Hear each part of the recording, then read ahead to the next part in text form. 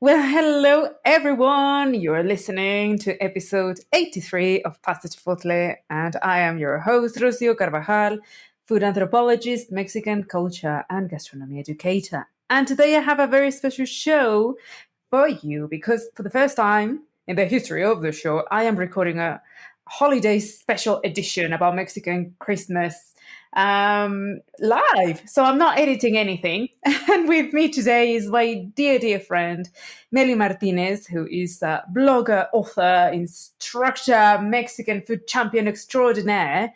And the format will be slightly different. So I really hope you enjoyed. This is just, a chat between friends, and we're going to talk about favorite festive dishes, food traditions, and all things Navidad Mexicana. So let's get on with the show.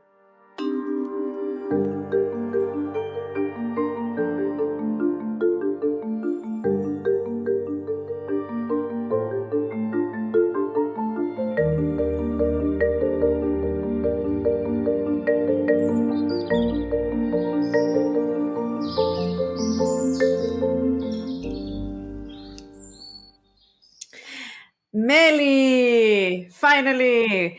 I'm so happy to record this. How are you doing? Good, really good. Looking forward to the end of the year. Oh gosh, me too. This has been a very demanding year. You've been enjoying, obviously, all the rewards from your first book. Hello, right? Yeah. So happy about it. Still surprised that it's still a bestseller in Amazon, and I'm like, oh, okay. I never thought about it, but good. People Okay, like now love I'm a it. superstar. And no, just looking forward to the end of the year because this is my special time for me. I love Christmas and I love winter time, and it's I think it's too short even the time. I want it to be longer, like in Philippines that it lasts from September. They celebrate Christmas starting in September. So Really? oh yeah, they start celebrating Christmas since September, and the stores they have everything, all the ornaments and all that, and start having events related to Christmas in September. From Oh September my to God. December, so I will be happy if we skip Halloween and we jump to. Well, we can start right after Dia de Muertos.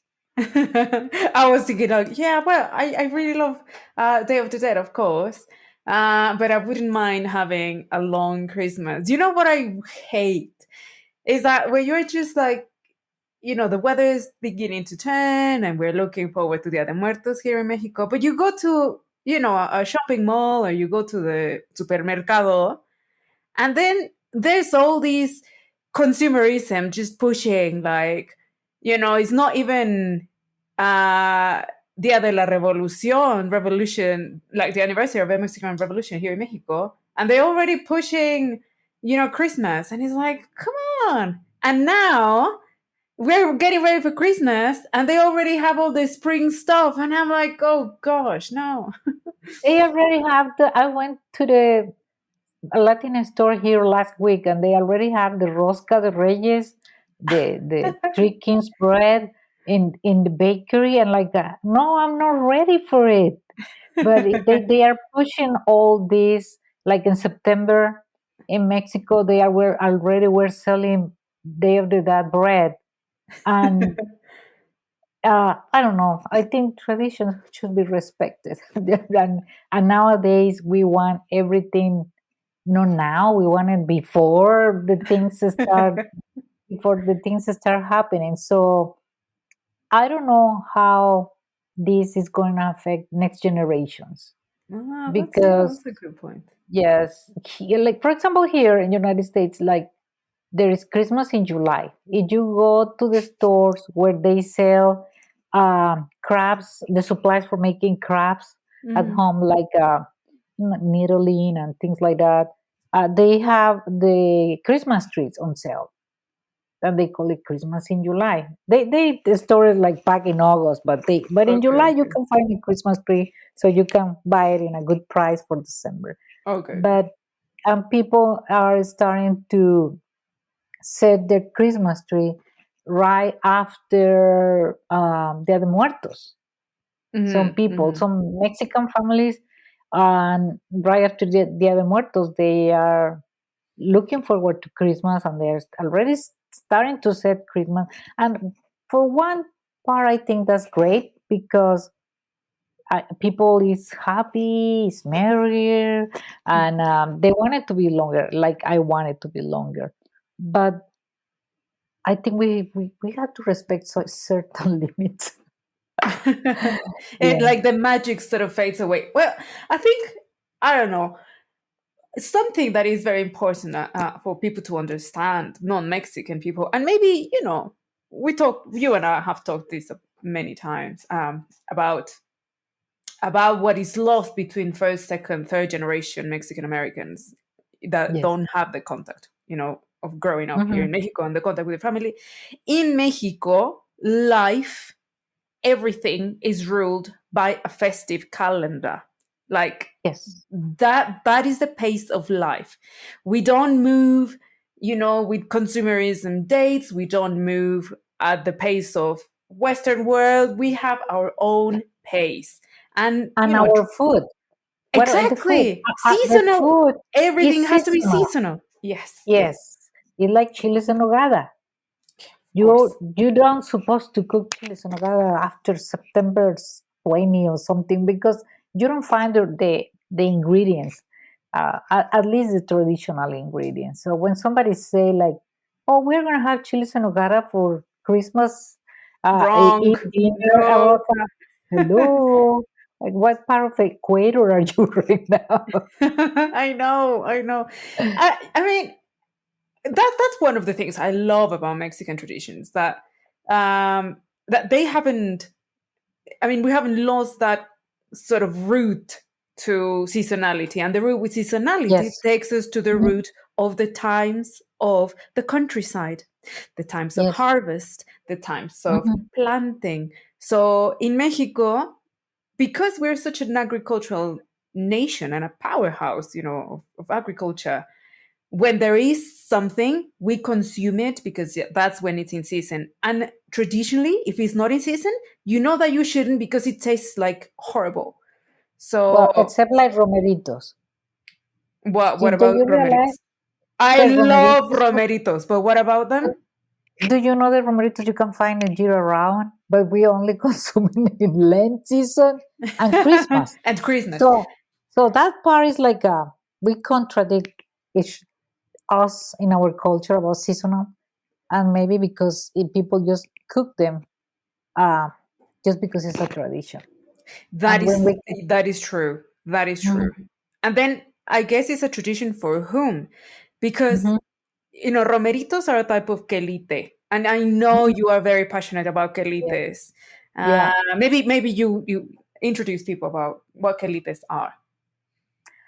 Quelites are, in English are called sipwheat, and they are like an edible wheat that has been since ancestral time been in our culture, and but they are more popular in central Mexico Hmm, and hmm. in the central area, and they are sort of like a wheat, like quelites, like oh my mind went blank, like watercress, Uh-huh. uh, verdolagas, Uh-huh. oh, Purslane. purslane, yeah, kind of like in that category of plants, that you can find them in the wild, but they're actually in Mexico. They are cultivated. They are a little bit salty. Hmm, They are called romeritos in Spanish because their leaves are similar to rosemary, that in hmm, Spanish is romero. hmm, But the leaves are of the romeritos are very tender. hmm, And when we cook them, we remove just the leaves and we discard the stems. hmm, The way we cook it is usually is mix it with mole sauce. hmm. And some people add potatoes, and other people add some patties that are made with dry shrimp that is Yep. ground, and then you make a powder with that dry shrimp and add it to a batter of eggs, just eggs that you mix until you beat them until they have kind of like a meringue texture. Well, Mhm. before meringue, and then you add the ground shrimp, and then you make patties. You fry them and add them to Mhm. that mixture. It sounds really weird. The presentation doesn't look like too appealing to It's many it's an people. ugly, delicious dish. Yes, it doesn't it? Because it's mole sauce with potatoes and those patties of dry shrimp that we make with a batter of egg that we fry, and then we add the romeritos, that is this plant that we mix on it and we cook. And some families wouldn't be Christmas in their table if they don't have romeritos. Like my Yes. table, like is we don't have like no Navidad sin romeritos is like is it even Christmas? And then it's baby potatoes, like new potatoes, Yeah, yeah, they had to be new potatoes, the round and ones. yeah, then you peel them and you boil them, and then you add them. If they are too big, well, you cut them in half and you add them. But that is something that is just comes around Lent season and Christmas time. But what you said about,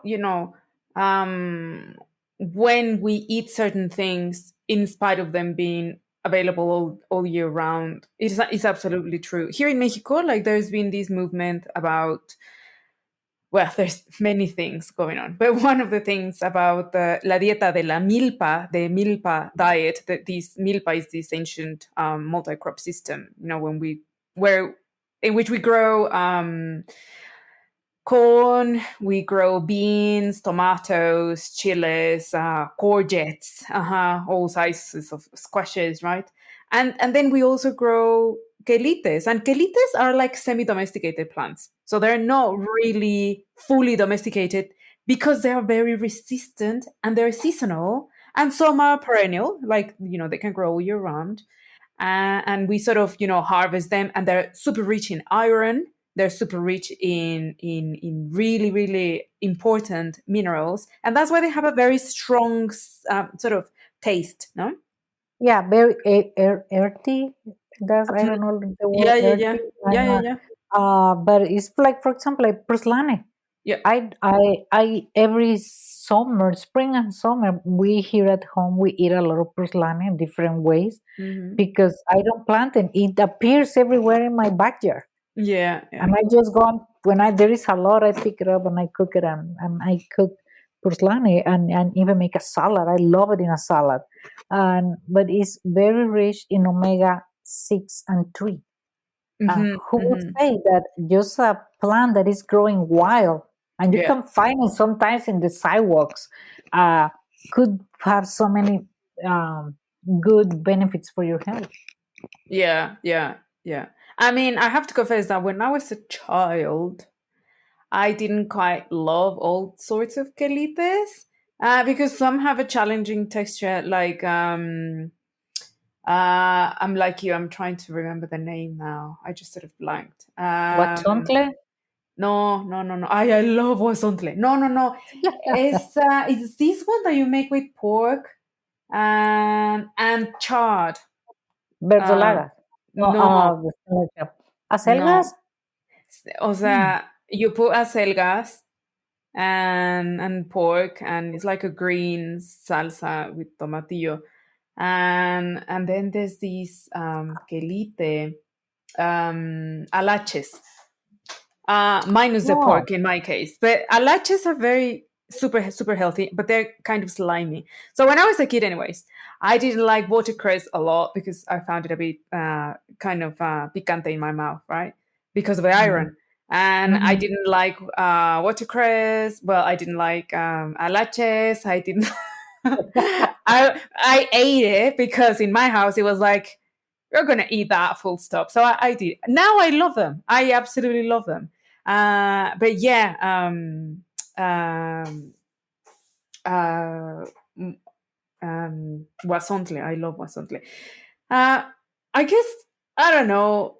Should we sort of start talking about how do we live Christmas in Mexico? I mean, it is a family thing. And when we say a family thing, we mean the whole extended 50, 100 people get together for Christmas. the, the great great grandmother, the uncles, the great great uncles, and the nieces and the nephews, and the grandchild, and the godmother and the godfather, and the friends of the nephews and children. So it's a big celebration, and it's a big thing. And every region in Mexico, they cook different, and there Mhm. are so many dishes that some people would think is strange to think that we eat for those special occasions. Like, for example, um, many people will cook a turkey Mhm. for Mhm. Christmas, and we stuff it. I heard a chef say a few weeks ago, when here in the United States people were talking about Thanksgiving. They Mhm. cook the turkey, and somebody asked him, "Can we stuff the turkey with meat?" Never. You should never stuff a turkey with meat. And I was like, Ha "Oops, ha. hello." We have been doing that for decades. ah, so a turkey that we make a roasted ham, pork, of leg of ham or Mhm. shoulder, and we cook it in many different ways. Every region will do the spices of the region, and Mhm. so that's for some families, that's the main dish. But for others, will be just tamales. They will be Yeah. just. Yeah. Mhm. We'll get down the tamales. You and I have a thing with Americans thinking that the only thing with tamales, and then second, third generation, four, five, fifth generation Mexican Americans who have lost contact with the culture, that the poor souls only eat tamales. Let's just say this: I have never had a single tamal for Christmas, and I have never been in a Christmas dinner in Mexico where tamales are served. Having said that, we'll go back to it Yeah, later.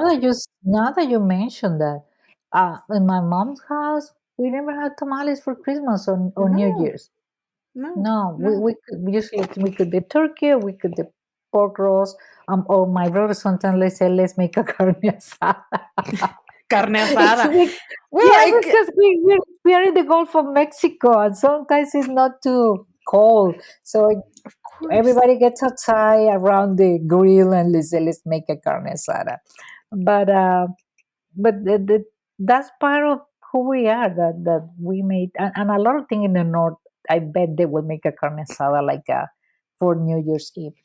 Oh yeah. Oh yeah, I'm sure. So like, for example, my mom, she was born in Chilpancingo, Guerrero, and she always says like, it was an accident. I am poblana. So her Uh-huh. family was my granddad was working there. It was like, he was on a he worked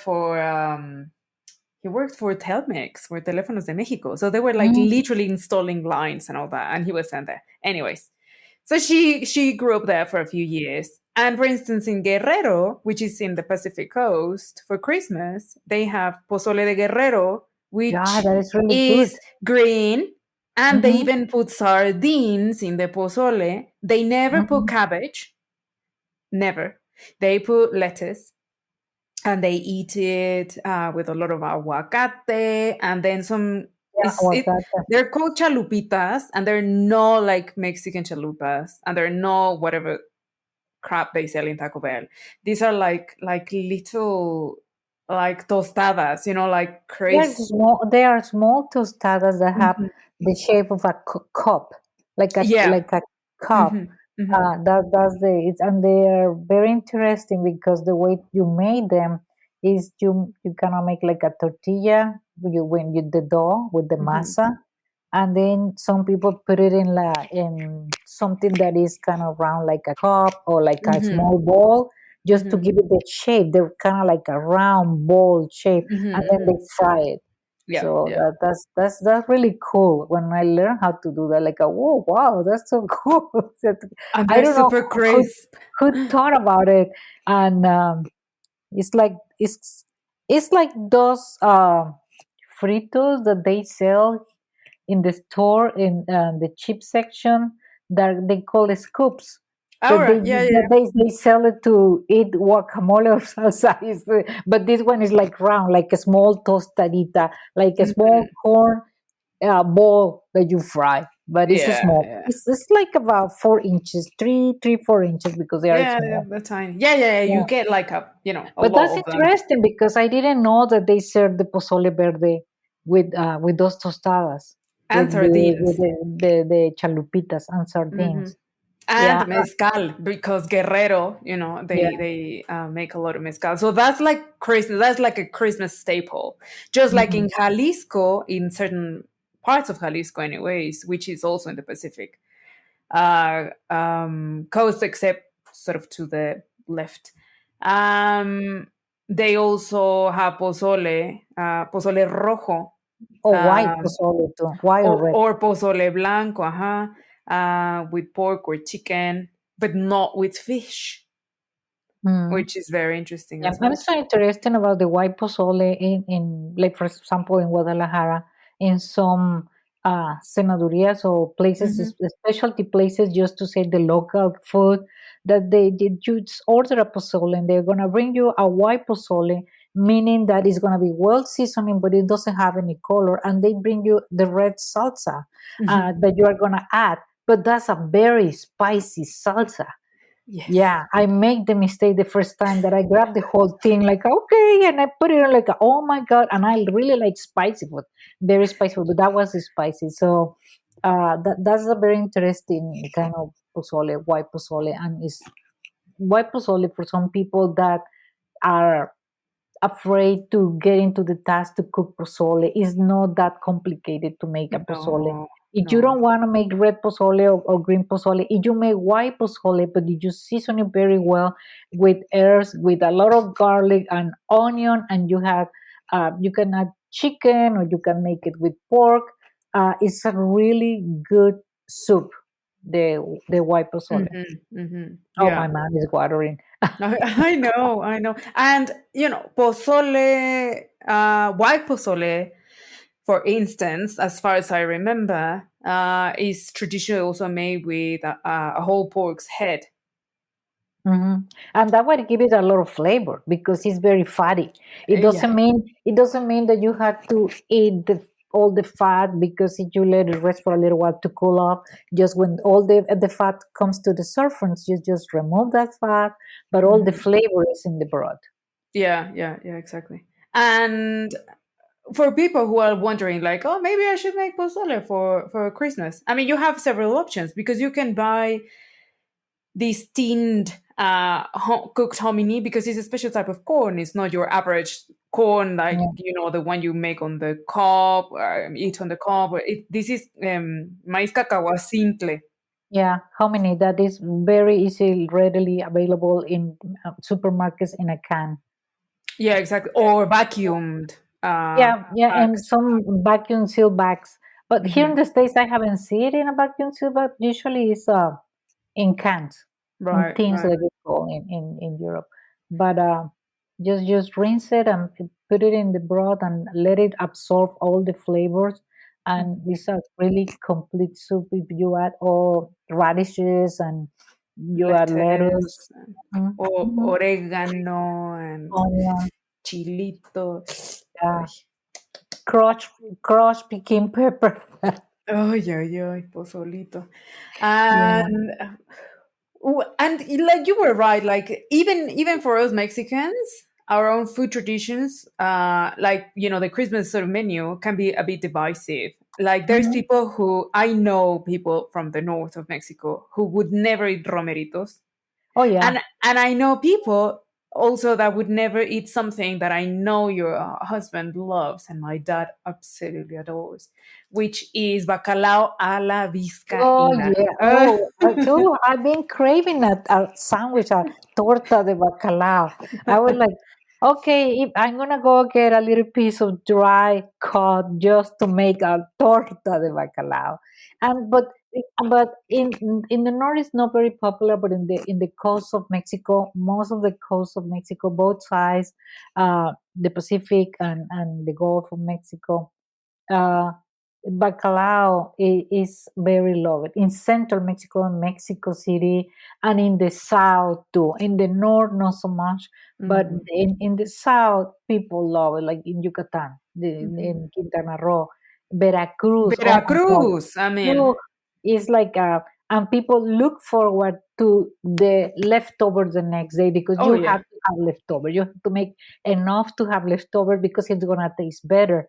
And yeah. then we'll really like to eat it with a crusty bolillo, as we call Mhm. our small French roll, a crusty bolillo, and then we open it and then we stuff it with that bacalao. So, um, oh my man, I'm gonna be really hungry when I finish talking.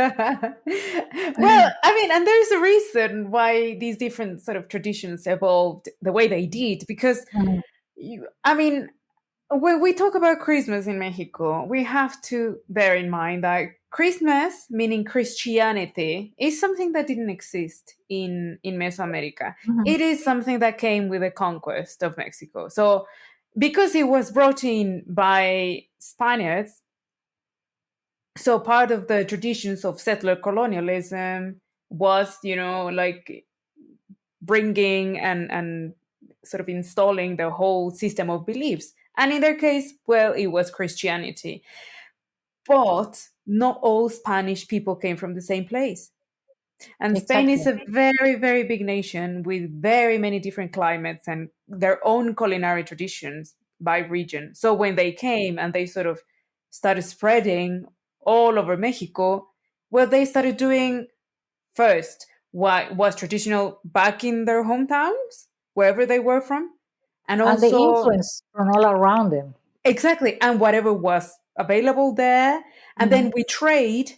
I mean, the reason why, for example, bacalao a la vizcaína, which actually comes from these very, very Portuguese salty fish dishes and stews that are cooked for a long, long time and very heavily seasoned, sort of to To mask the flavor of the salt, the fish. of the saltiness. Yes, yes. I was trying to to say it in a nice way, but yes, and to make it, to make it also go longer, and to feed more people, they added potatoes and stuff like that. So there's many ways to prepare bacalao a la Oh vizcaína, but yes. Mhm. like here in But- Puebla, we put a lot of, well, we buy salted cod from Norway because mhm. Mexican traditions.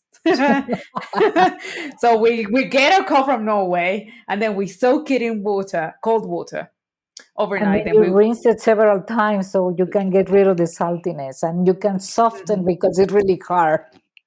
Yes, yes, Mm. and then you pull it, right?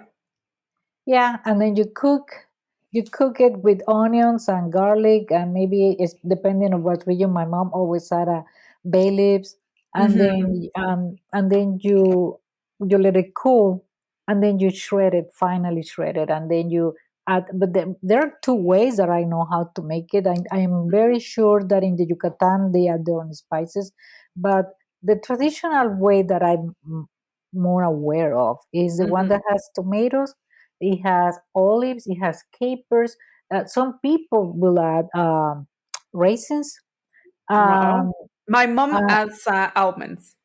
almond. Yeah, my husband likes with almonds, Mm. and um, and some people I don't haven't seen so much will add like new potatoes, maybe just to Hmm. make it more to Yeah, have to yeah, yeah, spend the life so you yeah, can feed more people. yeah, yeah, yeah. Uh, And then there is another one that I know from Veracruz, that in Veracruz they add dry peppers, like the ancho or guajillo pepper. So it has a Ah, different color and ah. a slightly different taste. Not too much, but it changed a little bit. And because in the one that is most traditional, we use the güero peppers that are traditional from Yeah, the south yeah, of yeah, yeah. Mexico. Mhm. And it's hard to find some. So like here in the states, I buy banana peppers because Yep. They come with, and there is another one that I don't remember, and I that come from Italy, because you don't find the very skinny, long, blonde, Hmm. kind of yellow güero peppers that we can find in Mexico that are sold in a jar. But that one is a dark red. That, and I don't know Correct. if in the Yucatan, like they really like to add chote to so many of their dishes. I don't know, and I wouldn't be surprised if somebody adds a little tiny pinch of achote to their bacalao. To the bacalao, I had never seen that, and Yeah, I and have now never I'm seen, curious. but I have never seen, but I wouldn't be surprised if somebody do it, Yeah, because um, yeah, it would be natural. Yeah, of course. because it's like with going back to the roasted pork or leg or shoulder of Hmm. they make it, they bake it and they roast it, and it's red Yeah. with the seasoning, Right, right, because right. they are achote. Yeah, And in central Mexico, you make your roasted pork or leg with or pineapple. no, no, or with adobada that we call Yeah, in yeah. adobo. That is with Hmm. dry peppers. That we make a sauce with guajillo, ancho peppers. Some people with add pasilla, vinegar, and then we marinate the porklet Hmm. the 1 day before, and then we cook it with that sauce. And those that is a different red uh, Yeah, it's dark roast. and deep. And then there is the pineapple one that you were mentioning. Yeah. So we make with some people make with cider, that is Hmm. apple cider, and Hmm. some people make it with white wine. And Hmm. at home, And my some husband. and some even make Coca-Cola. I mean, Oh no, kidding! yeah. No, Oh I, yeah. I didn't know that. I Oh didn't know yeah. that. Yeah, the one that my husband, for the my husband doesn't cook too much, but when he cooks in the big celebrations, and All this right. is one of his things. So what he does is that he make like a marinated carrot sauce with a white wine, garlic, onion, oregano, and Oh. that mix marinate the meat, but he also inject that into the meat, All so it has right. more flavor. And um, and then there is the one that is with pineapple juice, and people Yep. decorate it Yep. with pineapple rings, and they put cherries, and Yep. then put some mascabado Sugar. or Yeah. brown sugar to make it really golden and crispy and juicy. And one of the things that I have noticed in the menus is that we like to mix a lot of sweet and salty. Yes. Yes, we absolutely do, and you will find that. Yeah, it's absolutely right. It's Especially festive dishes. Yes, that we. Um, It's like the bacalao that some people are raisins.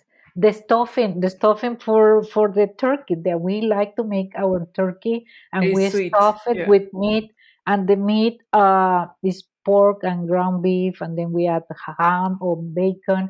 But some people and my husband like to add raisins or maybe chopped Hmm. apple, and so that's the sweet part in a dish that is supposed to be savory or salty, Yeah. and Yeah. we really like that combinations. And if we go to the salads, Yes. we have apple salad, and we have um What my is your What is mom your favorite? What is your favorite Christmas salad? apple salad. I will eat that. When I was pregnant, that was my creamy apple salad. How do That you make it? Because there's so many. Like mine has to be golden delicious. Oh yeah, that's to be golden Cherries, delicious. cherries, but you know the cherries that The are preserved. maraschino. Yes, yes, but the ones that taste like radioactive syrup. I love those. And celery, Yeah, celery. pecans, Pecans, yeah. cream, but double cream, so it's nice and Oh, thick. okay. And grated carrots, Raisins, raisins, yes. yeah. And if you're really decadent, baby marshmallows.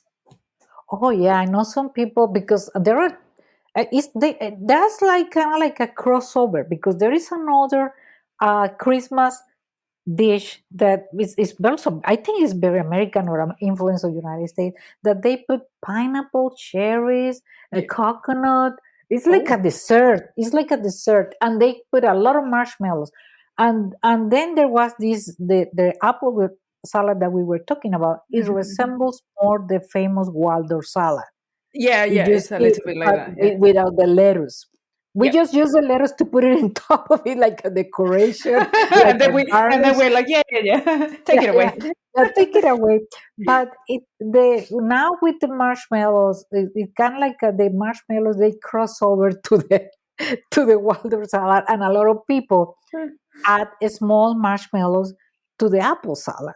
Mhm, And mhm. so I make it without the marshmallows and without the cherries. All right. And then I like to add um, cream or Mhm. heavy cream with a little bit of yogurt, plain yogurt, just to make it a little bit sour taste. Just Okay, to have a okay. little bit of that Just so sour you taste. feel healthy. Oh yeah, yeah. And people think it's healthy because hello, we have apples, pecans. And some people. Do you know what other thing people add? Grapes, green grapes Ah, yeah, mostly. that's true. Although That's you true. can find it with red grapes, but some people add grapes. And there is another that is just grapes with pecans, and Mhm. then they add cream and they add yogurt, and people maybe add a little bit of mayo and celery. Yeah, So yeah, that's true. Yeah. Yeah, I love mayonnaise. Like I really like it, but not in that salad. and then we have the one salad that is kind of losing his space in the I traditional think Mexican. I think I know which you mean, and that The is my one that has favorite. the one that has betabel. I Oh, forgot. beetroot. That is my favorite Beets. salad The, in the the world. the one that had beets. It has roasted peanuts. It Yep. has orange. Yep. Uh, And jicama. that one is healthy. That one is really healthy and so It is. refreshing. It is. I Yeah, love it. I love it. because that one has jicama, that has the beets that you cook and then you slice it, and then they have the crunchiness of the peanuts, and then some people, not everybody, some people with a little bit of celery, but it's not very common or not very Uh, traditional. But nah. that's a very healthy, because Yeah, we yeah. just added some lime juice a little bit, and some people add a I put drizzle of olive orange. oil, I put orange, orange juice, orange, a or and bit a of little bit, sugar.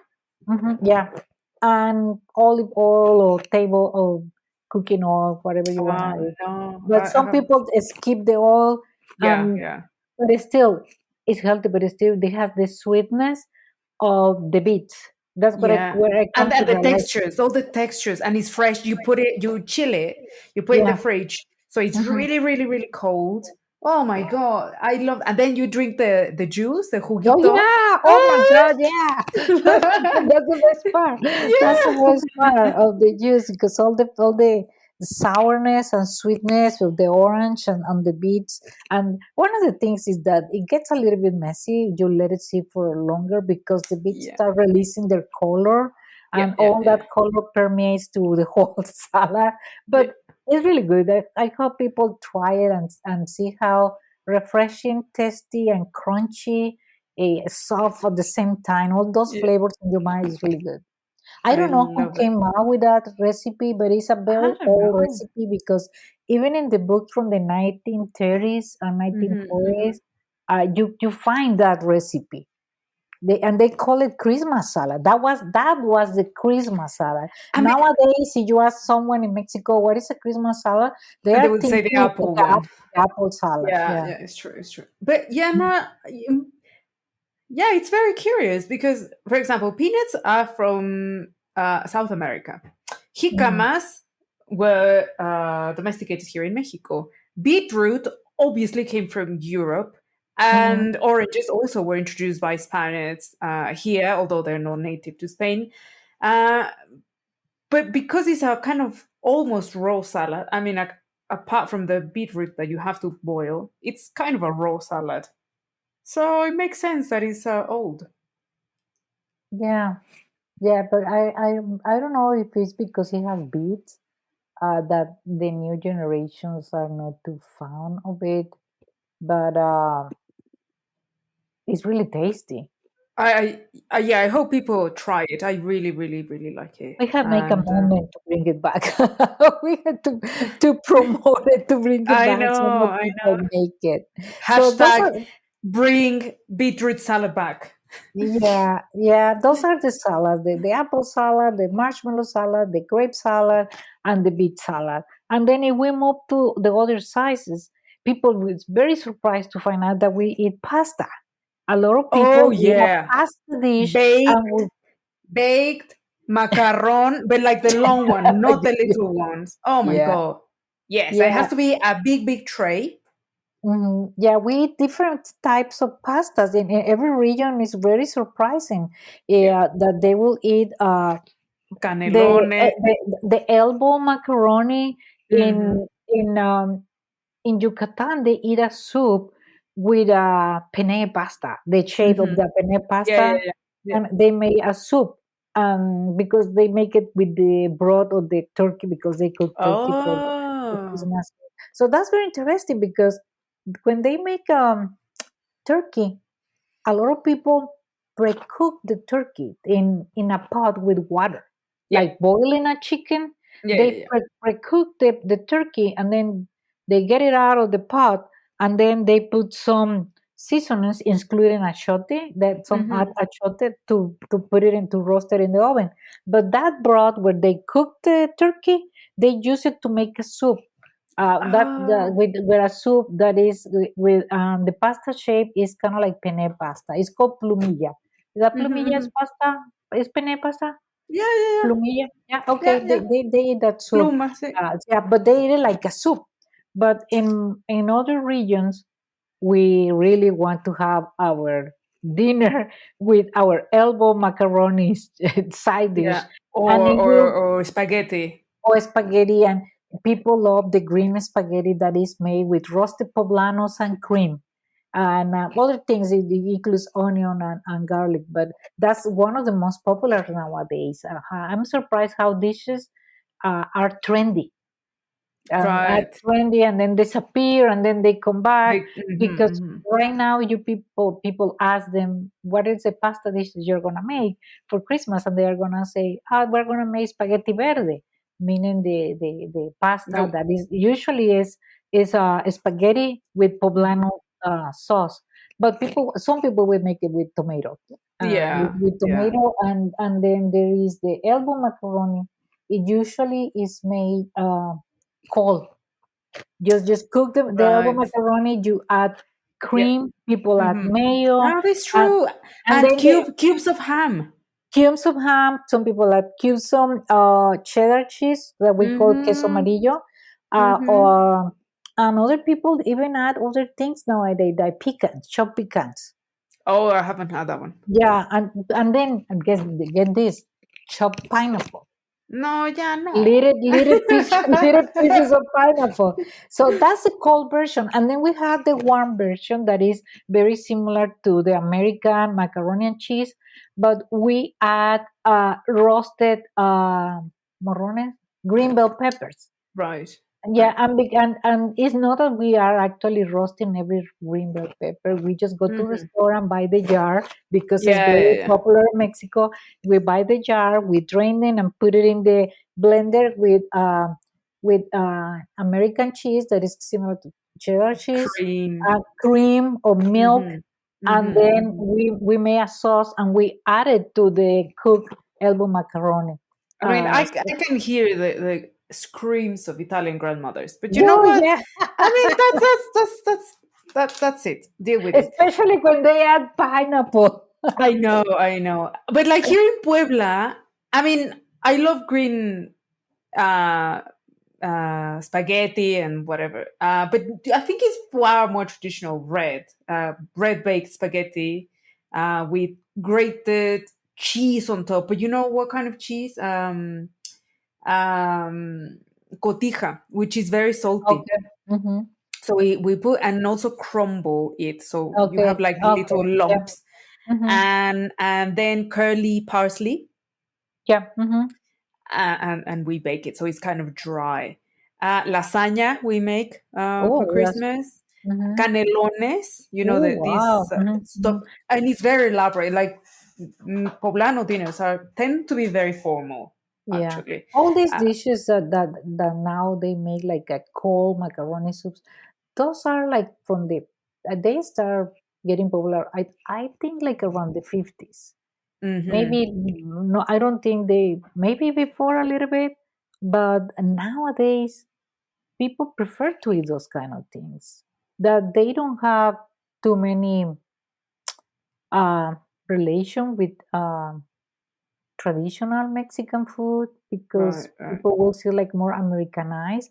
But that's because of the influence that we have being a neighbor to the United States and also the convenience. A lot of people try to cook things that Well, are convenience and that are easy for them to make. I'll tell you what my grandma Rebecca would say. Those are huevonadas. I mean, that's for lazy people. Come on. I mean, make an effort. Mm. Christmas is once a year, and Yeah, right? yeah, exactly. Mhm, Like, wait, I was just thinking, like what you said earlier about what is lost, the traditions that get mhm, lost.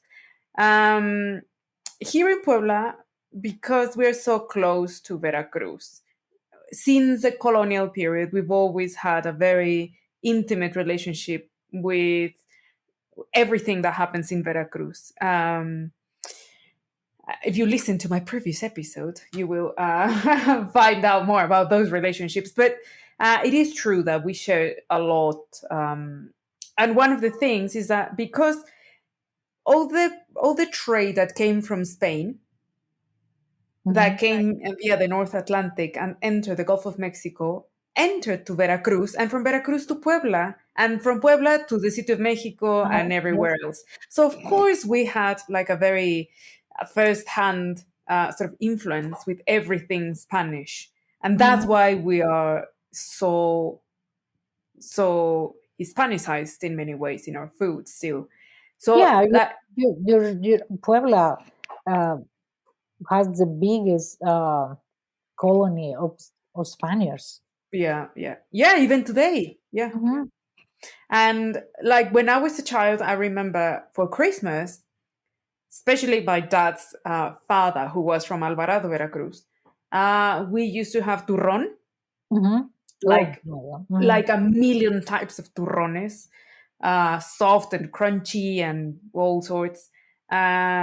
Chestnuts. It was no Christmas without chestnuts. So Mhm. my granddad used to bake them. And then grown-ups will always drink sherry, Oh, brandy, mhm. eggnog, because we're grown-ups.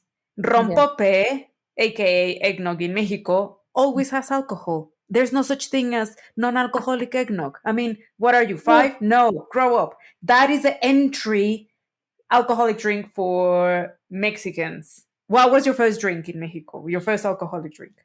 When I was like 7 years old, there was well, in Mexico, the Catholic tradition of the rosaries, when somebody Yeah. die and they make the 9 days that they pray. So after the people finish the rosary, they will pass around the coffee plus Mm-hmm. a tray with small glasses where they serve you sherry.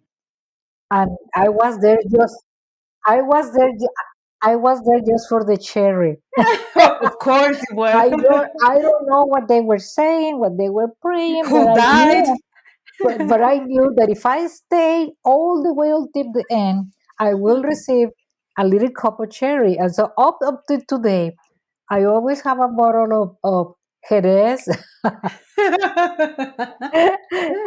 And then I get a little cup and I drink my cherry, and I even have one that is like the ones that they used to give you in Mexico that Oh, resembles a cup with a handle, like the little tiny. yeah, And yeah. I was like, oh, I remember when I was a child, they gave me cherry, and and we didn't see it like something bad. For No. Christmas, always on Christmas, my dad will buy. the apple cider from Puebla that it has some Mhm. alcohol, Yeah, and yeah, also the eggnog, the rompope, and we knew that we will get that. All the yeah. children, we were a sip Of of that, course. and we Yeah, didn't think that yeah. we would get drunk of anything, or the police would come and get you. So my No, parents, in fact, like also when I was a child, it was like, well, this is the rompope para los niños, ¿no? Rompopito for uh, the kids. yeah, And because it's creamy and sweet. exactly. And it gets you drunk so fast and it's so nice.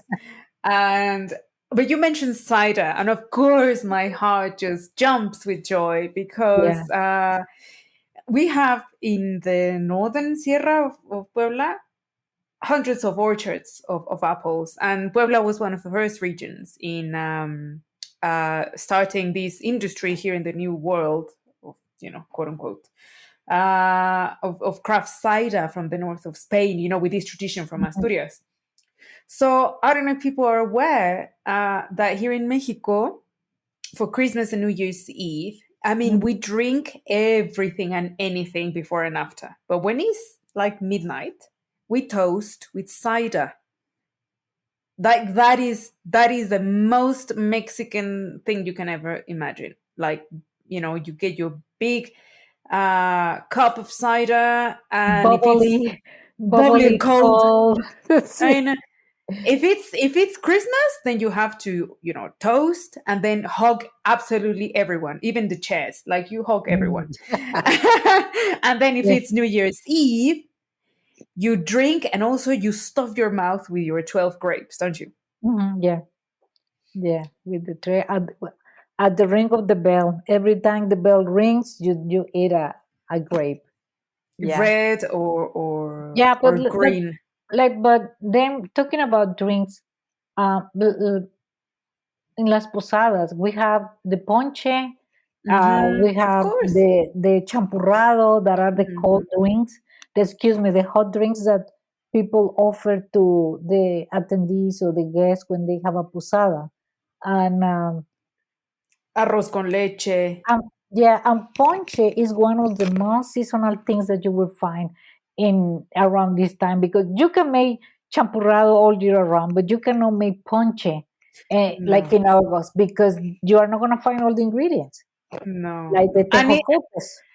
Yeah, yeah, exactly. The hawthorn apples, which are an absolute, deliciousness, and yeah, and that is another thing that it changes so much between regions in Yeah. Mexico. Hmm. Uh, for example, some people add tamarind, pineapple. Oh, I didn't know people like pineapple, but it Oh makes yeah. sense.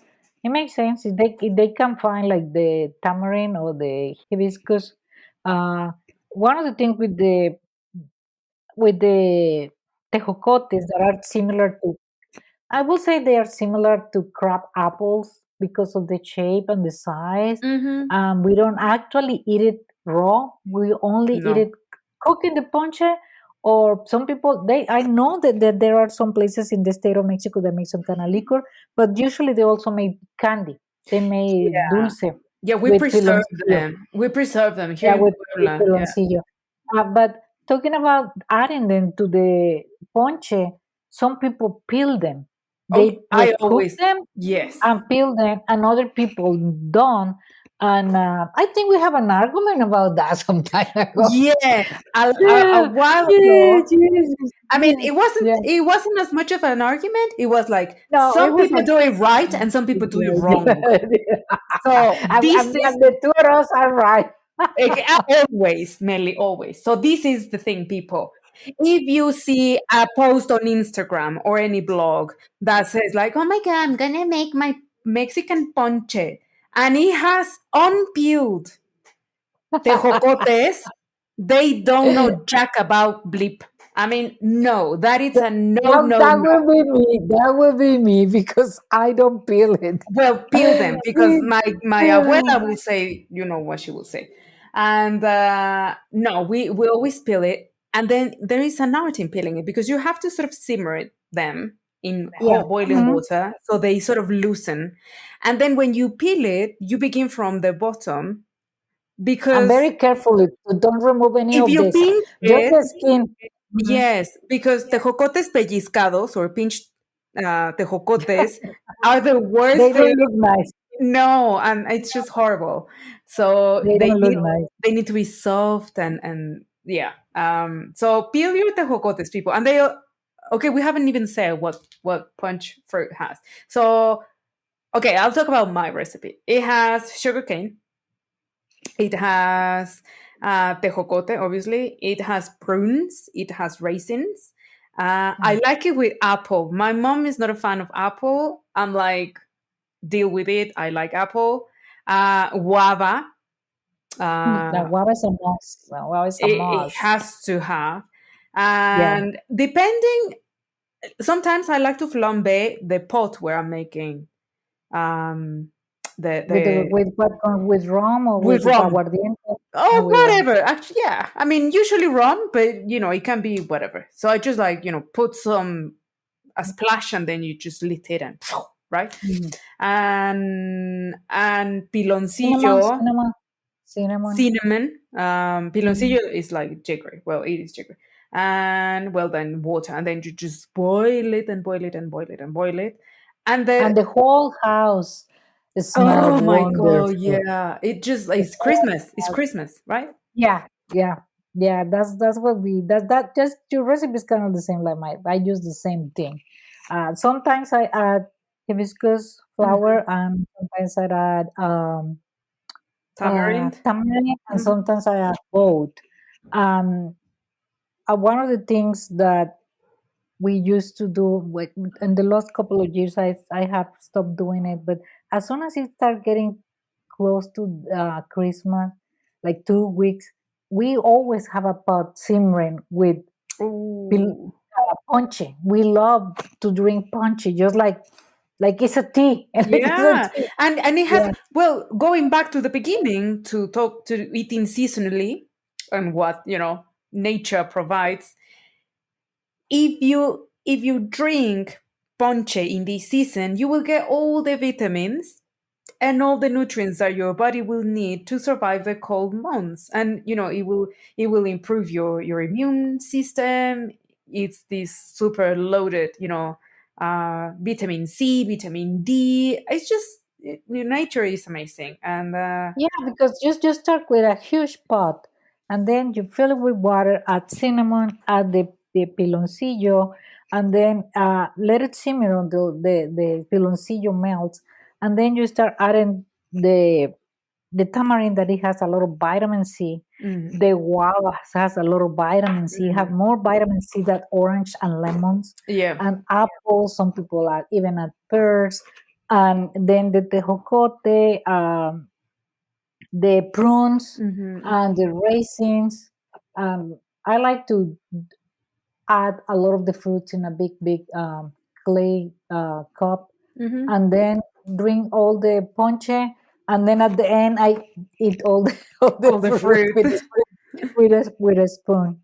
And and sometimes I just refill the pot, put more water, and keep adding fruit and keep adding cinnamon, and it lasts for days. And I hope people try it and give it to their guests, especially this year that is colder than usual, Yeah, and because it's a very welcoming drink, and it's different and it tastes delicious. super healthy. For people that have never tried it, it will be something different to offer than coffee, Hmm. Hmm. than coffee. Of course, if you want to And you add a little splash of rum, yeah, yeah, aguardiente, for or the tequila, yeah, yeah. That so it will taste even better. yeah, yeah. That's with a kick to keep people warm. That during the posadas, and posadas are these the 12 days for Christmas before Christmas Day. Here in Mexico, traditionally we throw fiestas in which we reenact the passage of the Holy Family seeking refuge when the Virgin is about to give birth. And then, usually either there's a little tray with a Holy Family, like in little statues, or children dress up as the Mhm. Holy Family. Um, and By Joseph and Mary. and then yeah, and the donkeys. There's lots of donkeys, so yeah, always there's more donkeys than anything else. And then after we reenact all that, and then we let the pilgrims in the house, and everybody sings. And you can listen to previous episodes of the podcast where I just talk about that. Explain. But then we break piñatas, and it's always these Mhm. star point piñatas, the traditional ones, not the American donkey made up crappy thing. No, no, no. Proper real piñatas, five star points. Or traditionally is the seventh, actually, at the 7 points, because of the seven scenes. And then, it was all of this was introduced in the colonial period as a method of sort of teaching people the God spell, and sort of creating this metaphor as, if you defeat all these temptations, you'll be rewarded. And then all the sweeties, fruit and what have you, will come out of the piñata. And that evolved into what we have now. So no, we don't break piñatas every given opportunity. We save it for very special occasions, traditions just for Christmas and birthdays. And And the then stuffing that goes inside oh in yeah, those piñatas is also seasonal because we yes, add small apples that are hmm, still in season. We add tangerines. yeah, We add peanuts. We add. Some people used to add small jicamas, but yeah, baby it's jicama, yeah, it's sugar small cane, little sugar cane. yeah, so you Bits. had to be watchful when you break the piñata that they are not gonna fall in your head and hit you. Uh, but those are the fruits that are on season Mhm. in this time of the year, and those little candies that are round that have a shape like eggs that are in a light color. I don't remember. Some have an almond inside, and they are have like a pink and They're yellow called and colación. blue colaciones. But I'm trying to think in the name in English because I don't know there if are there's a something name in similar. English. So There it's is like something candied. similar. It's candied peel. So it's like little bits of orange peel, like the skin of the orange, and almonds as well, and peanuts, and they are coated in sugar many, many, many, many times in like this kind of syrup, so it hardens, and they dip them like hundreds and hundreds of times, and then they color them in a pink, white, yellow, Pastel whatever. colors. Yes, Yeah, and and so pastel colors. when you put it in your mouth and start sort of sucking it, it takes forever to melt. Yeah, So you always end up biting through it. These are old fashioned sweets. I love I think. colacion. Yeah, will they come? I think they will come from Spain. They came from Spain because Yeah. in Muslim tradition, which of course they ate a lot of citrus fruits, and they were the ones who introduced sugarcane into Spain. Uh, The same that to Rome. they used to candy these peel. So this is something that is as Mexican as it can get because it's Muslim. So thank you, Muslim people, for that. And you were saying about the sweet things, things that are savory and that are sweet that we like in Mexico.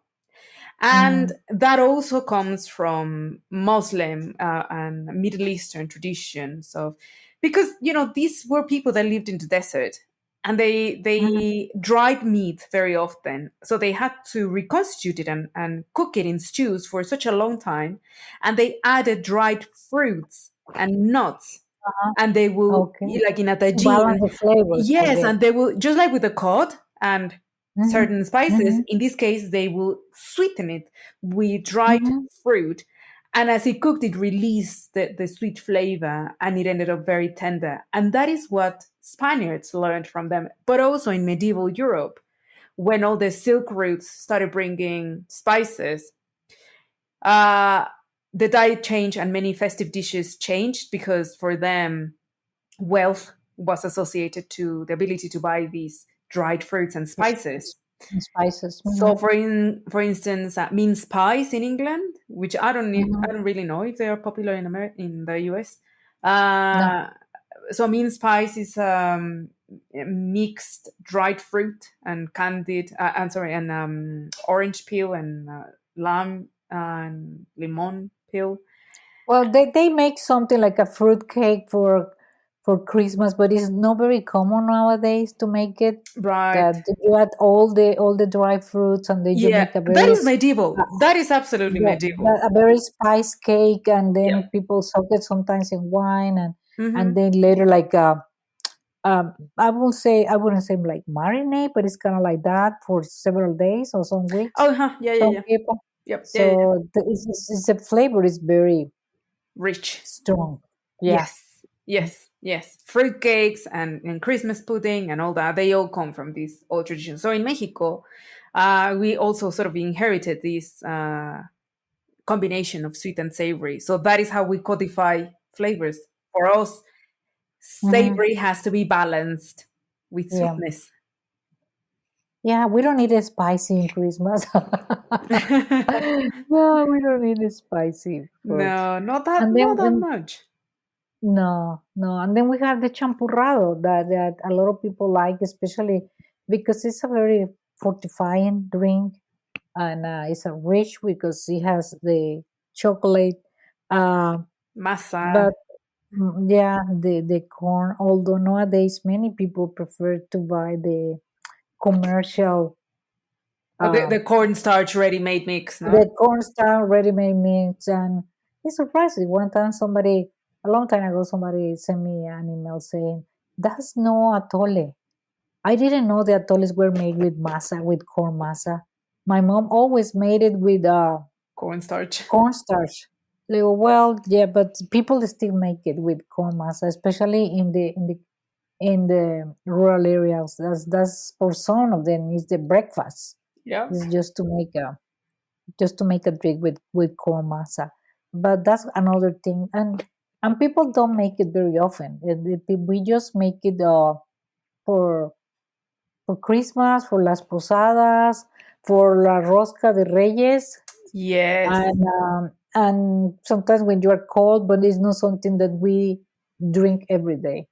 No. Well, if you're a student like I am, so in good Spanish, that's an estudiambre because we're always short of money. So even if you Well, are, but you live in Puebla, and Puebla has a cold weather most of the year. but it's also So the super weather, cheap. I mean, it is cold and is it's you're on the run. You're running from one place to another. You get off the bus, so and then you get a torta de tamal and you're you're champurrado. champurrado and a champurrado, and you are good to go for the whole day. You don't need I to eat know. anything else. You don't there's need to eat there's anything else. there's your 3,000 calories for the day. You have some leftover for the next for the next day. And Yeah, and but yeah, we you were were like, saying. no desserts, mana. We're forgetting buñuelos, Hmm. super important. Yeah, And yeah. here in Puebla, also polvorones, which I bought you. Well, yeah, I did buy you some, didn't I? Polvorón sevillano. Oh yeah, yeah, yeah. Hmm.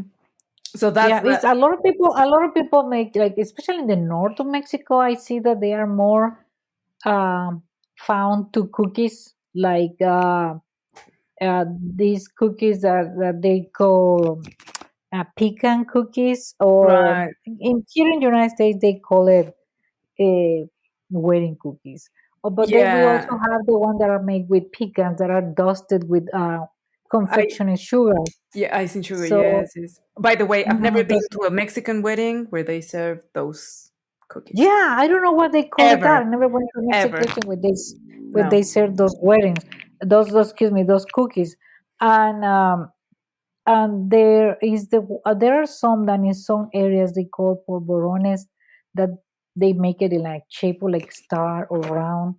and in Nuevo León, they call it like hojarascas. And Right. hojarasca is like the dry leaves in the fall season when all the leaves Mm-hmm. fall down and all. When you step on the leaves, they crack, they make a crunchy sound. Mm-hmm. So we call those leaves hojarascas. And I think the name they related to the one that when you give a bite to the cookie, you hear the crown, the The crunch. crunchiness, but it dissolves in your mouth, kind of like the lips when you step on it. It make a sound and then they break in a little pieces. So it's the same that happened with the hojarasca. That thing is so influenced in the northern area of Mexico, in the border, and also in the American side. They make it in this side also Ah, around Christmas time. And but I think the most traditional one is los buñuelos, the buñuelos, the buñuelos, sí. huge, de All los de sorts. rodilla, Well, the all of them.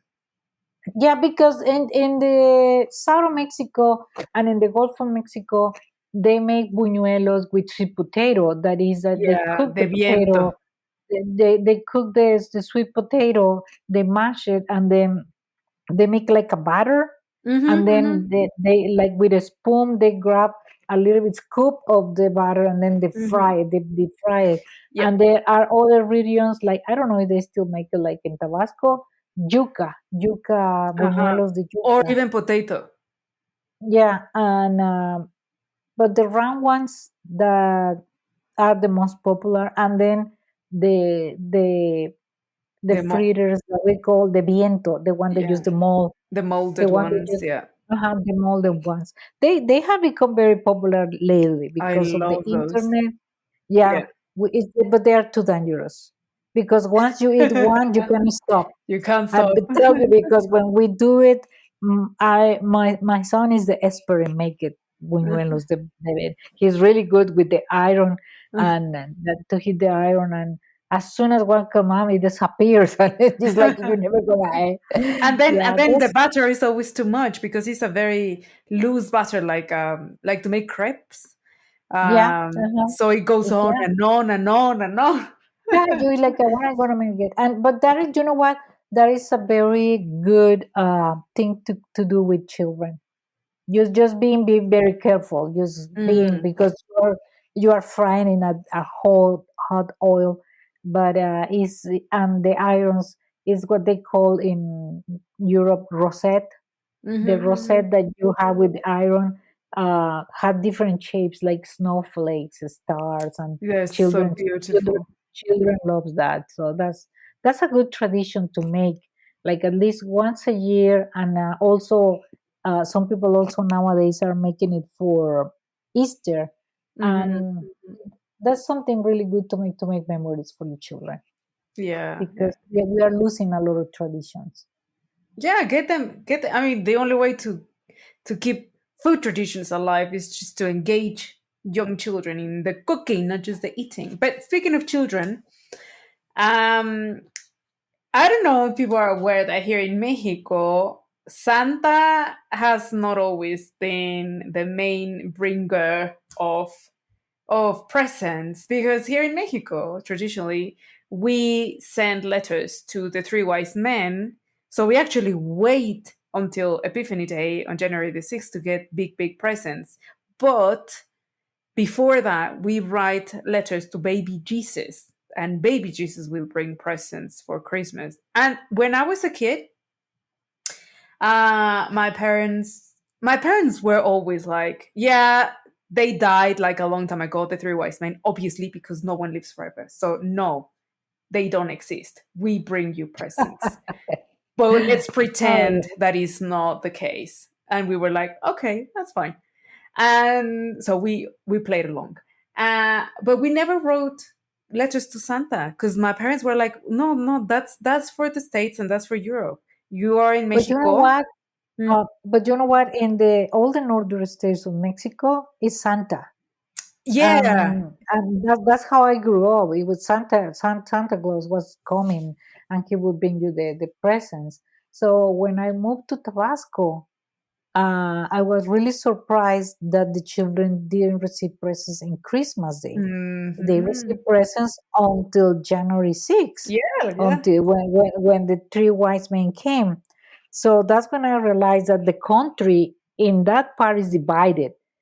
Children in the north, they receive their presents in Christmas Day, and the central and south of Mexico is the three wise men. And baby And Jesus. and some people take advantage and have twice, have Santa has had the three wise men. So they celebrate it, and there is also the tradition is that the children leave outside their house their shoes. So the three wise men Mhm. will leave the presents there. I don't know if they still do it. I used to put my shoe. Yeah, yeah, I remember that. I used to write letters, and um, what else? Oh, and so we used to put the nativity, obviously, by the Christmas tree because that's how it goes. And then as Christmas drew near, we used to move the family, the Holy Family, like closer and closer to Okay. the how do you call the pesebre? Oh, it's like a hutch. It's like a Yeah, hutch, like a makeshift hutch with a well, actually, it was a manger. It was right. when it Yeah, where the cows and the yeah, animals where they sleep. like a mule, yeah, like Yeah. stables or something. Hmm. Anyways, so yeah, we used to draw the family closer and closer. So Christmas Day, then the presents with baby Jesus will be there. But yeah, yeah. I have not received presents from the three wise men for a long time. Well, just give it to yourself. I just did that last year. I just did that. I just gave myself a present that I wanted when I was like 9 years old, and What was that? What was that? I always wanted a supermarket that came. Oh. It was a little supermarket with a cash register, the little shopping carts, and then it has some shelves with all the staples that you find cans and boxes, and then it has fruits, Hmm. and even if it has some coins and little bills, so you can play that you are paying for the groceries. I remember I wanted that so bad. And I really thought that Santa would bring me that. So I remember waking up very early, it was still dark, and my brother and I were picking up through the door and like, wow, that's my box, that's my supermarket. And then when morning came out and we went and it opened, it was a train set for my brother. And it was a big boomer for me. And all my life, I always thought about it. And until last year, I tracked it on eBay and Etsy, and I found it. I Oh found my it and still in the god! box. And then what I did is I told the vendor, could you wrap it in a Christmas paper, I because know. it will mean a lot to me if you wrap it in a Christmas paper wrapping. And she did. She said it was in Canada where I found it. Hmm. She sent it to me, and I didn't open the box because I know there was a present inside. So I Yeah. went to Sunday morning, and then I was like, okay. I got all really excited, like a kid in Christmas morning, Oh. and I opened my present, and there it was. There it was, it's my supermarket. And just to Oh. think about it, it made me really, really excited because I was something that I wanted, and it was a dream for me, and I get really happy when I see That is it so because I sweet. have it, because I have it. Yeah, yeah. It was That yeah. my son took a picture of me in my jammies, and I was like, I was so happy opening that present. Oh. Because that was a present that I waited so long, and I didn't know why I didn't think about buying it before. But I think was the time it has to be. Yeah, Yes, yeah. it has to be that. So I got my present. My 9-year-old was so happy.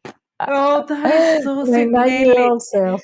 Well, wouldn't that be nice if people decided this year to Mhm. get themselves a present? So my present that I never got, which I eventually did as an adult, was a magic oven. Oh, yeah, I remember those. Obviously, I grew up in the 80s, and in the 80s, yes, yes, yes, yes. So these magic ovens, you will put like a little cake mix, like a pancake mix, in a little round disc, and then you will put it in one side of the oven, and it had a freaking light bulb, and the light bulb will actually cook the cake in, I don't know, 5 minutes or so, and then it will come out on the other side. You pull it on the other side. And every year, I don't know for how long, I used to write this letter to the three wise men, like, por favor, I was such a good girl. I want that's the only thing I want. And I was like, and you can bring me whatever else you want, but I want my magic oven. I really don't know why my parents, I mean, I'm sure I asked, but like, I always got really cool presents. I always got books, and I always got like I don't know, cool things, but not that I really wanted. So about I don't know, like 6 years ago, my mom, we never had an oven at home, and I think that's why I always wanted an oven. We always had just like, because in Mexico it's not common for all houses to have an oven. Hello, at least it wasn't. Um, People didn't really bake. It wasn't that common. Bake, yeah. We are not such of a baking No, gastronomic culture. no, no, no. Mhm. We Because are not. We are more into grilling than in I baking, know, or long, or cooking outdoors or some sort of a no no, no, baking. no baking. We buy, we have bakeries, so it's like, why? So, anyways, my mom bought this oven, cooker with an oven, and she was like, "Well, Pinky, here's your oven. You can bake as much as you want." And I baked and baked and baked and baked, and I was the happiest girl ever. So yeah, Yeah, yeah, but that's one of the things that I recommend everyone. If there is something that you really really wanted and you never got it, yeah, if you have the I money, know, I know. what are you waiting for? So nowadays with the internet, you can track a lot of things. As I got my supermarket in Canada, somebody played with it.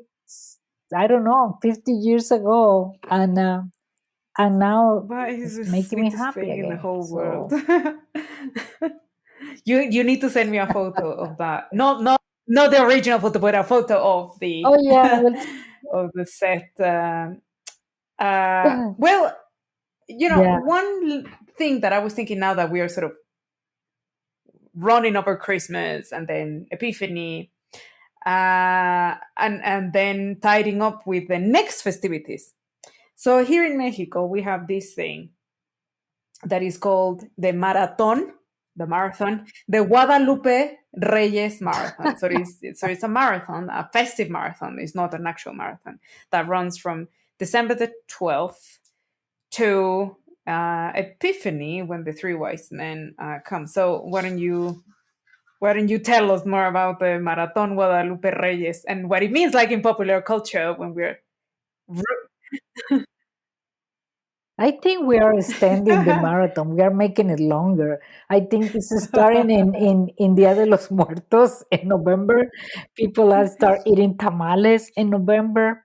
And we call it Guadalupe Reyes because December 12th is the celebration of the Virgin of Guadalupe, that many Mexicans Catholics are devout people, and the celebration starts there.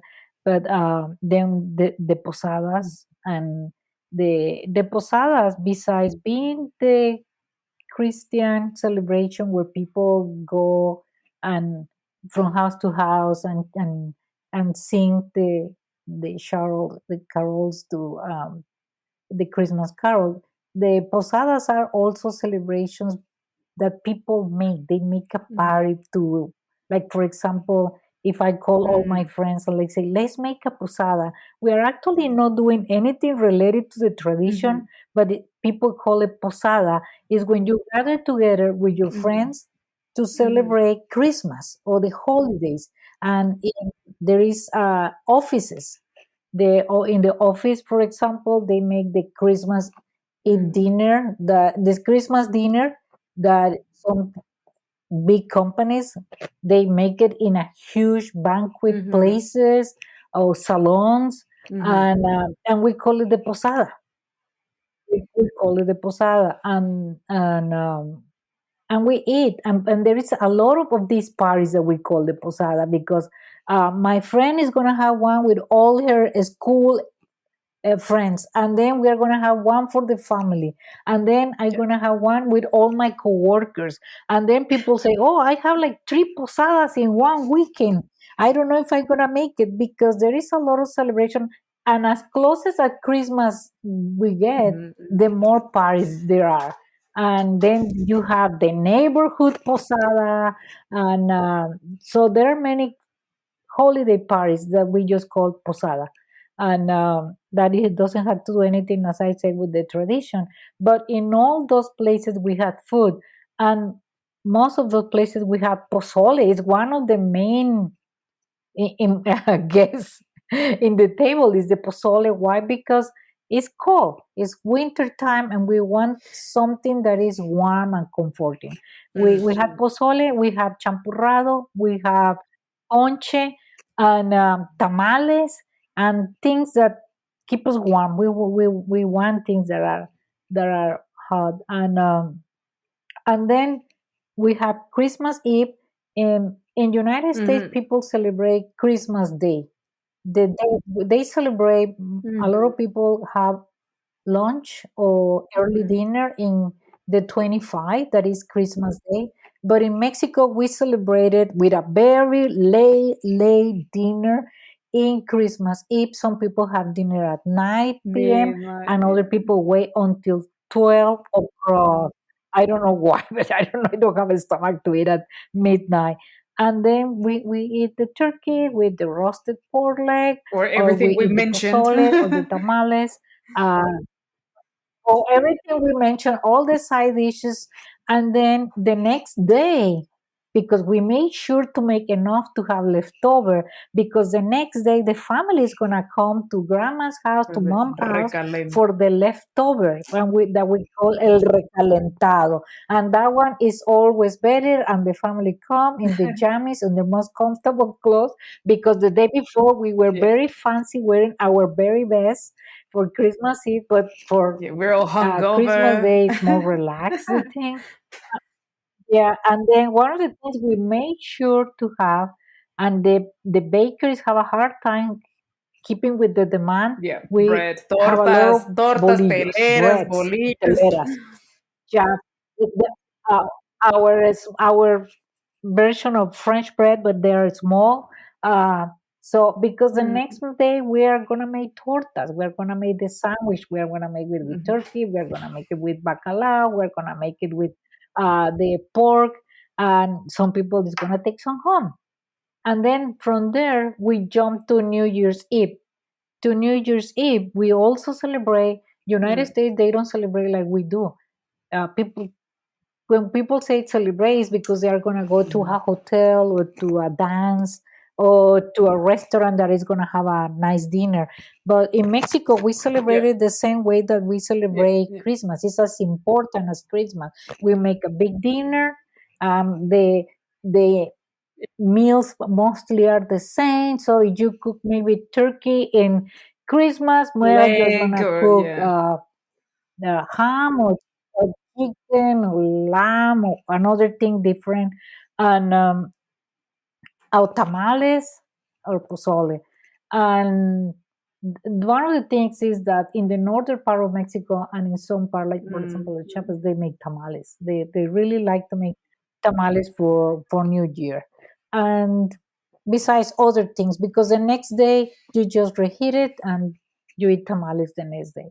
And then we jump to January 6th. That is when we celebrate the coming of the three wise men, the Epiphany, and then we eat our bread that is called La Rosca de Reyes, that is a round or oval shaped bread that is very dense because it has a lot of eggs, Mm. and the aroma that is like orange because Orange we blossom. I add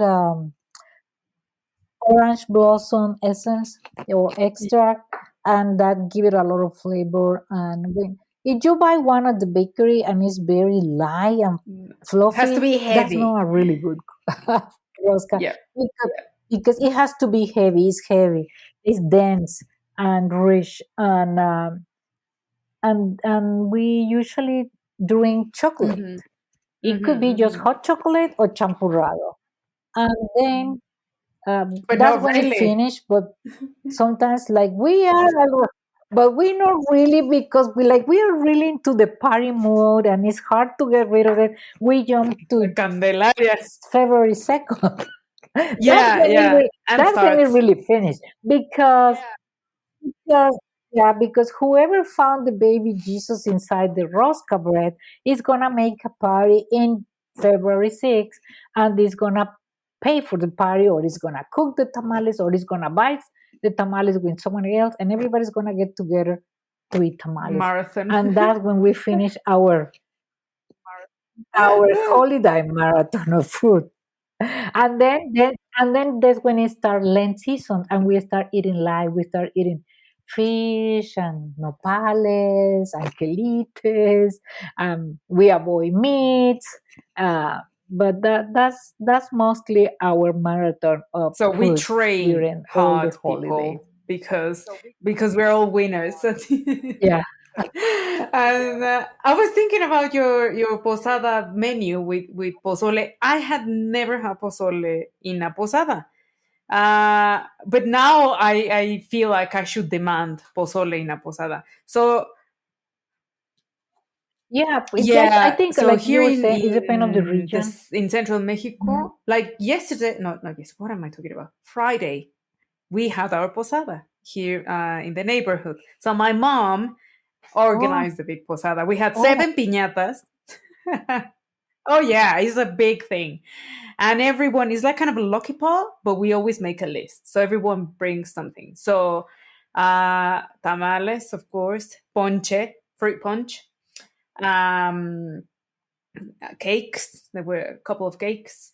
Taquitos dorados, so crisp fried taquitos.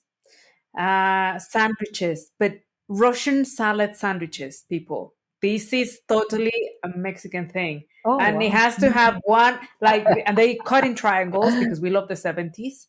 And they have, like, yeah, a half a Yeah, slice of, these single American cheese slices with one raja de jalapeño and the Russian salad, pico and jalapeño. Mhm. That's another thing that people do. That some people do, uh-huh, like ensalada de yeah, pollo, chicken salad. The chicken salad with mayo, carrots, potatoes, and green peas. That's another thing that shows in a lot of table. And those is a triangle shape yeah. sandwich. My I mom mean, used it's to a do that. totally Mexican thing, and yeah, yeah. And you like damp a cloth and cover it to keep it fresh. Uh-huh. My mom wrapped it in napkins. And my mom wrapped every single sandwich in a I paper napkin know. and put I it really love my nice on the table. 70s dishes. And pambazos, but not pambazos from DF, which from Mexico City, which are these breads that are like dipped in chile oil. Mhm. No, no, no, no, no. Pambazos from Puebla are round, very, very soft, and they're dusted with flour, just like normal flour. And we cut them in half, Mhm. and we Mhm. put mole con pollo, like shredded pollo, or Oh yeah, ground that's a beans good. with Uh-huh. a piece of cheese. Um, like, Oh, like a yeah, bomba, like Veracruz, in Veracruz that but they are. without being a concha, Mhm. just a Yeah, little li- bun. yeah. Yeah, you know what? That I surprised now that you mentioned the beans. Is is It's Oh, surprising that ayocotes. some people would consider, yeah, some people would consider beans to be like a very humble kind of meal, but yeah, in Yucatan, in some tables they serve black beans, refried black beans, the way they make it, that they make a puree and then they strain it, that they're really good.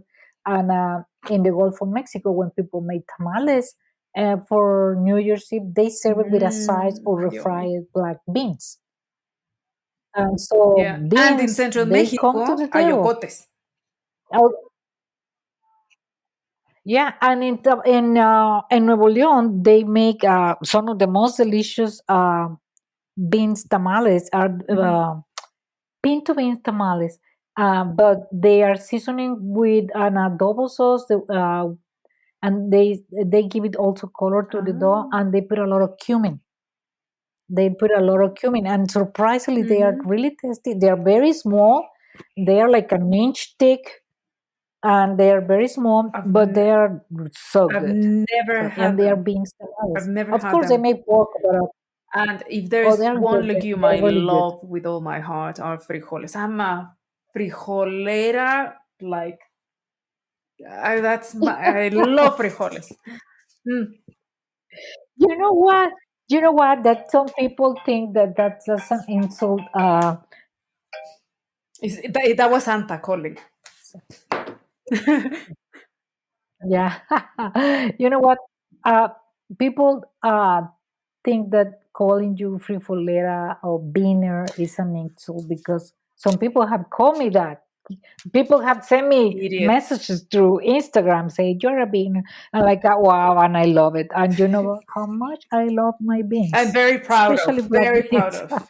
They But they idiots. But yeah, I love yeah, frijoles. Like honestly, and uh, my favorite leftover. Let's. We've been going on forever, and obviously we can go on for much longer. But let's begin wrapping it up. Favorite leftovers. Mine. Let's do a five. Right. Top five. So I'll go with my number. okay, okay. Okay, from bottom top. Okay, number five. Russian salad. Leftover Russian salad from the fridge in my jammies. Big hair, spoony. Right, open the fridge. Yeah, that's no without The one chicken, that had just the chicken, the Russian chicken salad? potato, carrots. Just the potato. Yeah, Okay, yeah. So okay. that's five. What's your five? Yeah, yeah. My five will Oh, be roasted pork leg to make a torta. okay, That good, will be good. five. Yeah. That's the bottom. That's Yeah, the bottom. that's at the bottom. That's the Then bottom. number four. I Number four. I like no. That is nicer. Yum, yum, yum, yum, yum, yum, yum. Wow. You know, I like the apple salad a lot. A lot. And I like it when you put it Me in the too. fridge and it sort of hardens a bit, the cream. Yeah, and then Yeah, you sort of it again does. standing Uh-huh. there by the fridge. It's like a gremlin eating from there. So that's my four. What's your four? Mm, yeah. Mm-hmm. Well, my husband cooks turkey. He loves to cook turkey. He makes a special deboned turkey Oh that he yeah, I removes know. the bones and stuff it with meat. And what I really Ah, like yeah, is the well, yeah, I know stuffing. that. I don't like the turkey. The stuffing is really good because you Ooh. can slice it and make a sandwich. But I really don't like the so turkey. so No, torta, stuffing turkey, torta. Very good, very good. Number torta. number Mhm. three for Torta de me will relleno. be a reheated cup of ponche. that is like that is like Hmm. really really Number thick and three very for me sweet. will be number Oh, three for me will be pozole. I know, Pozole. but which Because it kind of tastes really pozole? good the next day. It tastes really good. Yeah. Yeah, Jalisco, that is my Rojo, favorite, red always and pozole. forever. Yeah, Red yeah, pozole. yeah. Yeah. Red Okay, red okay. pozole. Yeah.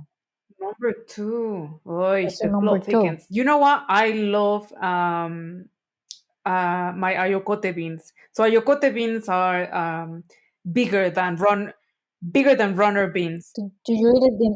No, Do you no, eat no, it no, in your no. soup or in a So salad, or I how do cook them you the eat it? way my mom cooks them, the way her mom cooks them.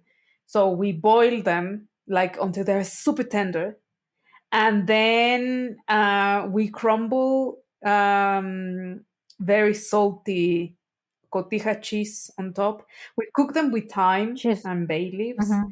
and then when we serve them hot in a Oh, bowl, we drizzle them with olive oil with the okay. Good you told me with the that recipe. I'm gonna crumble try cheese. Oh because I have my a god! yocote. And just like have Uh, that with a crusty torta, like heaven. So number two for sure. mhm. Yeah, number two, I have to because it's really hard. Um, it will be tamales Ah, and bacalao. Because you know what makes the bacalao makes it special yeah, because like it's just once a year. So it like you look forward to that moment when yeah, you're gonna have the reheated bacalao in a crusty bread.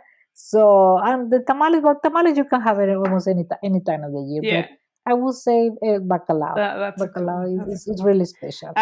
My number one is gonna be a surprise, actually. But simple pleasures will rule the world. Uh, a taco of reheated baked spaghetti. And there's nothing better in the world. Un taco de spaghetti. Oh, My goodness. I mean, that is heaven. That's my number one. I, wow! I used to make a sandwich of spaghetti You to have go to to try work. taco. Ah, yes, you took the tail. Mine is something that I always like. It's like and not everybody make it for Christmas, but it's Classic. chicken salad. I can eat chicken salad until I clean the bowl. Until I Literally. clean the bowl. Yeah, Oh my yeah, I god. love chicken salad. Yeah, I always used to find excuse to make it for birthdays or for Christmas or just Yeah, yeah, because I'm with you. because it's I'm with really you. good. And that is not the only occasion Mhm. uh, where I have taco de spaghetti, but certainly is a special one because it's Christmas spaghetti. Good. Corn tortilla. Corn tortilla, On the, no, no, no, on the eat flame, it so on the you get the flame or in the charred, the comal? charred On the bits, comal. así On the flame. crunchy. Yeah, it was like a Oh, yeah, yeah, it was like a that will yeah, taste yeah, yeah. good, but you have to sharp the tortilla It's because on the sweaty and comal, sloppy. Yeah, yeah, I don't think so because you yeah, no because you have to add texture and an extra flavor to the tortilla yeah, yeah, to enjoy the spaghetti, yeah, and then yeah. with Oh more my cotija cheese on top. god. You I need to honestly, try you're that. gonna I become an need to instant try fan. that. Oh my god. Yeah, it would be nice to know what your listeners like to eat, what like to eat I for know, I know. leftovers Meli, in this after has been so Christmas. much fun. I mean, we just, I think we can't never exhaust the topic. Of course, there's a million more foods. Oh no, we didn't talk about so many states and other places that they have so many traditions like and weird foods like in Sonora that they make a Oh, wow. barbacoa with beef and tomatoes and dry peppers and I think they put carrots and potatoes and Hmm. they like to they call it Okay. barbacoa, but it's like a stew and they serve it with cold What? elbow Hmm. macaronis salad and so that's a weird combination but that's how they like to eat it and so that's some combinations in different states that are so unique Yeah. and so traditional for them and very them is theirs and if you ask them if you tell them this doesn't go like this cold Who macaroni cares? pasta doesn't go with the stew with a beef stew yes no that's the way we Yeah. eat it that's the Oh, way they wow. serve it also in weddings or birthdays but for Christmas that's a lot of people make that and they call barbacoa and it's a weird combination, but for them that's tradition, and that's for them it means celebrations. So we are a huge country, and we have our dishes depending of each region, but some foods are common for everybody. Like everybody will have buñuelos, Ponche. everybody will make pozole or tamales or ponche or the champurrado. There are some Mhm, dishes that are mhm, like a mhm. common denominator for everyone. But that's what makes us rich as a culture, our gastronomy, the diversity. Yeah. Oh my God. I'm so excited to see what people make of this menu and this episode. I would like to hear what they do, because if somebody's from different states, really would like to know what they I say and know, what I they know. cook and what how they prepare their leftovers and what special way. We like the tamales. Some people like to fry the leftover tamales, and some people like to place them Yeah. in the griddle until they get really charred outside. So that's a different way, like the way that you make your taco, Mhm, spaghetti taco, mhm. that I need to try with a charred tortilla, a charred corn tortilla. So I hope you listen and share with you that. I know. I'm gonna. Well, we have to do something on Instagram, right? To put on the stories a box so people can tell us what they eat. And of we've talked about so many recipes. Of course, again, we didn't exhaust all of them.